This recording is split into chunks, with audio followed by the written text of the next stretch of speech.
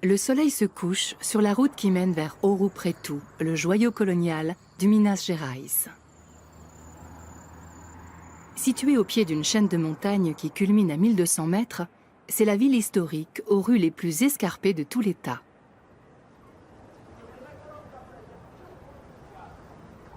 Une légende raconte les origines de son nom qui signifie or noir. À la fin du XVIIe siècle, dans un cours d'eau tout proche, un aventurier découvrit quelques éclats d'un étrange métal noir. Il s'avéra qu'il s'agissait d'or et que ce gisement était le plus important du nouveau continent. Ouro Preto fut fondé peu de temps après.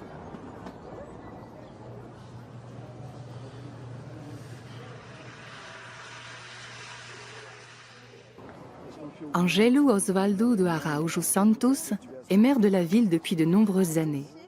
Il en est aussi l'homme le plus aimé. Au cours des 2 dernières décennies, il a tout mis en œuvre pour qu'Ouro Preto conserve son héritage historique sans pour autant sacrifier sa croissance économique. Mission accomplie.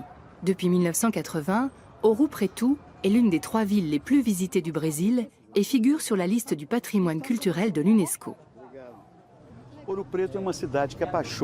Ouro Preto est une cité très attachante. Les habitants aiment profondément leur ville et il suffit de passer par ici, d'arpenter les rues pour tomber complètement sous son charme. C'est une ville trépidante, dynamique, et notre objectif est de parvenir à conserver cette vitalité et cette énergie tout en préservant les monuments historiques et l'identité culturelle de la ville. C'est là notre plus grand défi et c'est pourquoi nous faisons tout ce que nous pouvons depuis 8 ans pour concilier développement urbain, conservation du patrimoine historique et vie culturelle. Et nous sommes très satisfaits du résultat parce que la ville ici ne cesse d'embellir.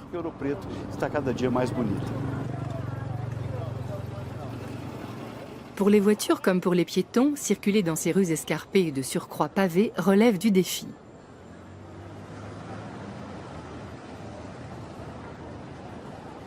Mais la vue sur cette exceptionnelle mosaïque de bâtisses coloniales de style baroque, de 11 églises et de 13 chapelles en vaut largement la peine. La plus belle d'entre elles est sans conteste l'église Saint-François d'Assise, un autre chef-d'œuvre de l'architecte et sculpteur Aleijadinho. Entamée en 1766, sa construction s'est étendue sur 2 décennies.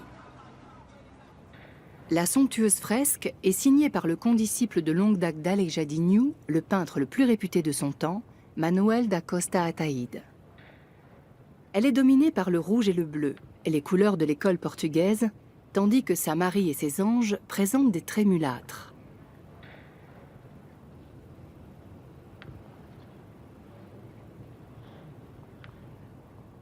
Les 2 chaires de stéatite, qui est une roche très tendre, principalement composée de talc, et le portrait de la Trinité qui surplombe l'autel, sont des œuvres du maître Aleijadinho.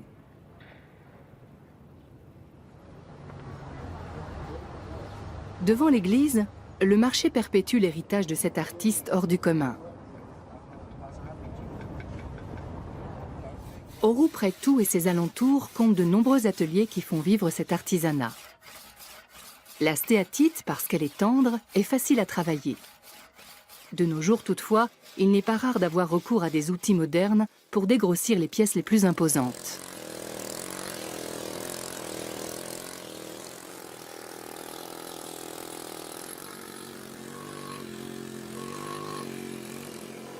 Les petites statues, en revanche, sont entièrement réalisées à la main.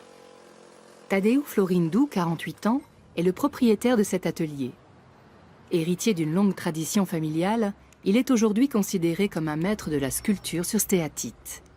Il tient ce savoir-faire de son père et de son grand-père. En 1h30 à peine, il fait naître de ce petit bloc de roche la silhouette du prophète Daniel, reproduction de la statue créée par Aleijadinho pour l'église de Congonhas.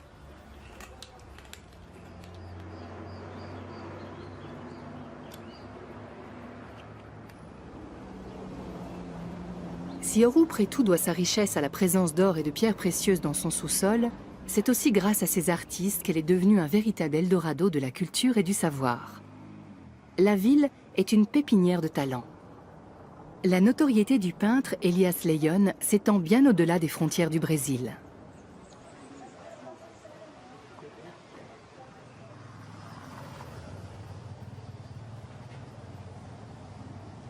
Il ne se lasse pas de sillonner Ouro Preto et ses environs pour réaliser des esquisses qu'il immortalisera ensuite à la peinture à l'huile.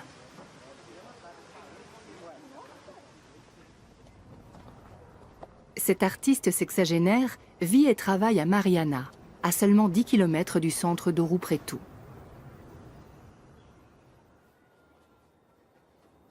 Après sa formation à l'université, il a suivi de nombreux cours de peinture en Europe, à Lisbonne et à Vienne notamment.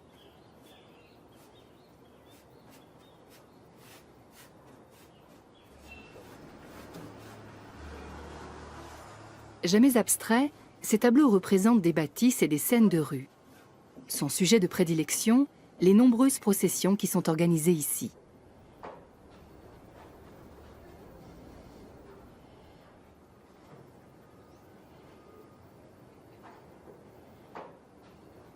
Autre motif récurrent, un ciel brouillé.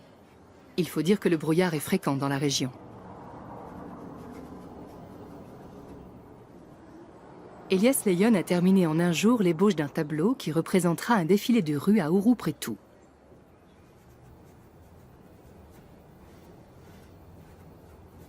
À voir son atelier, on devine que l'artiste possède une autre corde à son arc, la sculpture. Ces dernières années, il s'est consacré à cet exercice avec un enthousiasme grandissant, et pas seulement à des fins commerciales.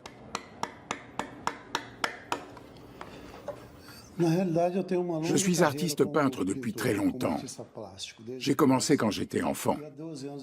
Il y a 12 ans, j'ai rejoint un groupe d'artistes de la ville qui a pour objectif de redonner vie aux œuvres baroques de la période minière. À la mort d'Aleija Dinho, le baroque a presque disparu. J'ai voulu participer, moi aussi, à la renaissance de ce courant artistique. Au début, le groupe ne comptait que 6 artistes. Aujourd'hui, nous sommes plus de 40 sculpteurs bien déterminés à œuvrer pour que le baroque de l'époque minière ne meure jamais.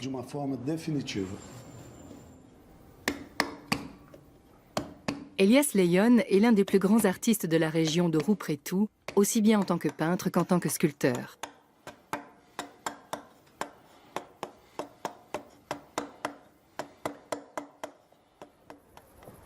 Les réserves d'or qui firent autrefois la richesse de la région sont depuis longtemps épuisées. Aujourd'hui, dans les mines à ciel ouvert, on ne cherche plus que des pierres précieuses, ainsi que du minerai de fer ou d'aluminium. Cette mine, située à quelques kilomètres seulement d'Ouro Preto, recèle des topazes. Pour ces deux jeunes gens, cette activité complémentaire est la bienvenue. Ils ont eu la chance de tomber sur une topaze impériale, une pierre précieuse que l'on ne trouve que dans la région, ce qui fait d'elle la topaze la plus rare et la plus précieuse qui soit. La topaze impériale est très dure et sa structure est proche de celle du diamant. Il faut une dextérité incomparable pour la mettre en forme et la préparer à la taille. Ricardo Leberecht-Bauer taille des pierres précieuses depuis plus de 20 ans. C'est un spécialiste de la topaze impériale.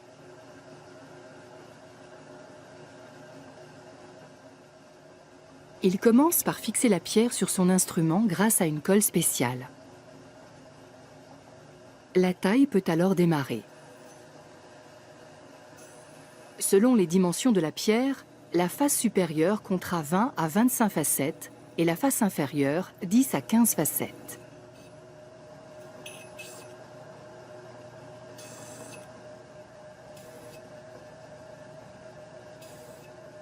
Nombre de visiteurs ne viennent à Ouro Preto que pour la topaze impériale. L'assurance de bonnes affaires pour le joaillier Carlos Henrique de Souza. Nous avons ici les topazes impériales. Elles vont du jaune au rouge foncé. Elles ont des teintes très variées. Cette bague, par exemple, coûte près de 10 000 €. Sur tout le présentoir, on a près de 100 000 € de bijoux.